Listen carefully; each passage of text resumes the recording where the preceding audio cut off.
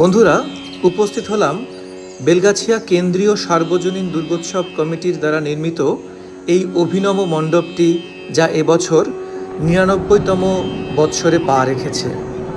শুনুন কর্মকর্তার কথা। তারই পূজার কর্মকর্তা টিভিতে দেখা যাচ্ছে তো,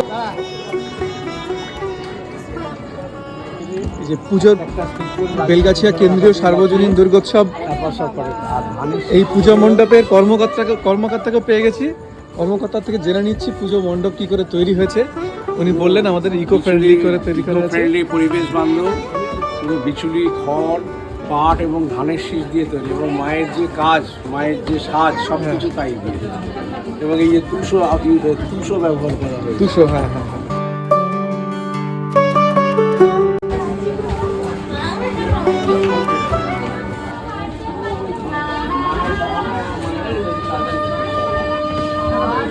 মৌ টাকা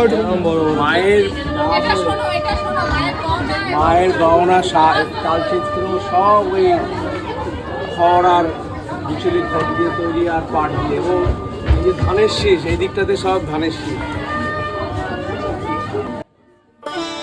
এই অভিনব মণ্ডপে প্রবেশ করতেই দেখলাম মায়ের নবদুর্গার রূপ, শৈলপুত্রী, ব্রহ্মচারিণী, চন্দ্রঘণ্টা, কুষ্মাণ্ডা, স্কন্ধমাতা, কাত্যায়নী, কালরাত্রি, মহাগৌরীর অনাবিল রূপ আনন্দে প্রাণ ভরে গেল।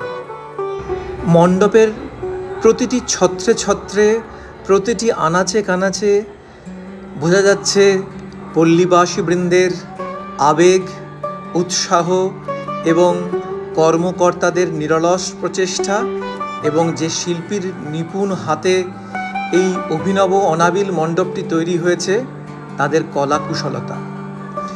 ঝাড়টি তৈরি করা হয়েছে কাঠ, কঞ্চি, বাখারি, ধানের শীষ, তুষ ইত্যাদি দিয়ে, এবং পুরো মণ্ডপ সজ্জাটিরও অনেকটাই তৈরি করা হয়েছে এইভাবেই।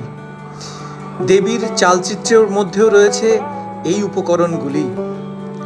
সর্বোপরি বলতে পারি, আজ এতগুলো ঠাকুর দেখলাম, এতগুলো মণ্ডপ দর্শন করলাম, তবে এমন সুন্দর, এমন অনাবিল, এমন অপরূপ, এমন নিপুণ নিখুঁত মণ্ডপ সজ্জা, মানুষের আবেগ আর বিপুল দর্শনার্থীদের সমাবেশ পুরো মণ্ডপটিকে এক অনাবিল রূপ দান করেছে।